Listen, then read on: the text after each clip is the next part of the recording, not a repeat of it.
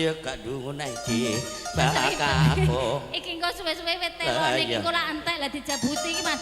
Anggere keserimpet dijabut. Sesuk ndang panen telo Mbah Kakung. Lah iki wit telo kabeh. Ya. Mangka Kang Mas katresnanku bebasane lan bisa tinuku. Meletus baloni joner. Jundul lan prasetyaku. Atur bengake jiwa lan ragaku. Ya, iki Mbah ana katresnanku sampun katur nggih Mas, pun boten gadah utang. Heeh. Nah, niki pamundhutane Pak sinten wau keh?